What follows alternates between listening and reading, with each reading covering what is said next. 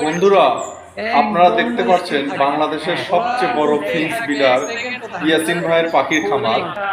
তো ইয়াসিন ভাইয়ের পাখির খামারে এখানে দেখতে পাচ্ছেন প্যারট ফিন্স আছে, হোয়াইট প্যারট ফিন্স, গ্রিন প্যারট ফিন্স।